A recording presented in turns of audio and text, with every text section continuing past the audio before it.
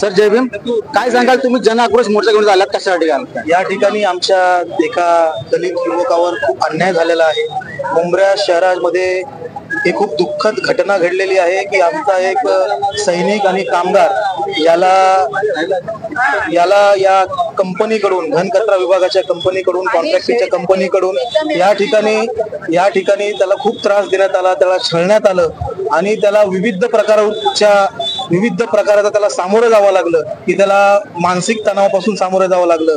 विविध प्रकारचे मी तुम्हाला इथं सांगू शकत नाही. अक्षरशः त्याला या लेवलची मेंटल हॅरॅसमेंट त्याची करण्यात आलेली आहे. त्यांनी एक सुसाईड नोट लिहिली, त्याच्यामध्ये त्यांनी असं लिहिलं की ज्या पद्धतीचा त्याला त्रास झाला आहे ते आम्ही पोलीस खात्यामध्ये जमा केलेला आहे. मला एवढंच आमच्या सर्व भीमसैनिकांची हीच मागणी आहे की आमचा जो समाजातला एक कर्मचारी या ठिकाणी आज आम्हाला सोडून गेला आहे, जितेश कांबळे परत या मुंब्र्यामध्ये आम्हाला घडवायचे नाहीत, घडू द्यायचे नाहीत. त्यासाठी आम्ही संघर्ष करू आणि कायमरित्या संघर्ष करू.